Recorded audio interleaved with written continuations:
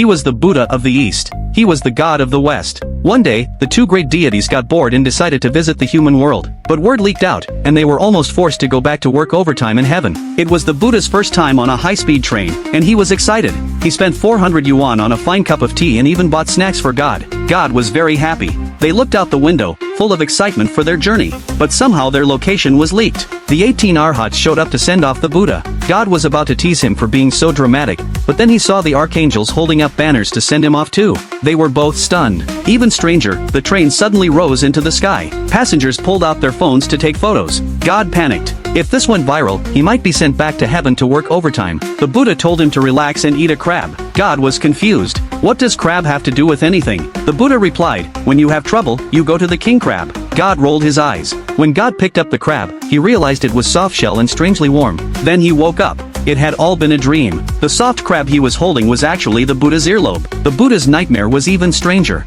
He dreamed he was playing a video game. The level was too hard, and he couldn't win. He grew angry and turned on cheats. Golden light burst from him, waking God instantly. Later, they tried to rent an apartment. But when the landlord read the contract, she wanted to kick them out. Their name said Saint and Son of God. The Buddha quickly offered a gift. Money worked. The landlord agreed to let them stay. God wanted to thank her by giving her a sheep, but she got angry and said no pets were allowed. Luckily, the Buddha gave her a lucky charm. She accepted, and they moved in. Soon, the landlord noticed something strange. They never worked. They just went out to play every day. She suspected they were members of a band. The Buddha denied it, saying he only liked chanting. But when he started chanting, God covered his mouth. Whenever the Buddha spoke noble words, his head lit up with golden light. One day, sparrows filled the Buddha's room. Touched by his aura, they turned into phoenixes. The landlord saw this and thought they were secretly raising birds. She decided to confront them later. That night, God returned from a nightclub and ran into the landlord. Seeing his guilty face, she suspected he had done something bad. But God had learned some human manners.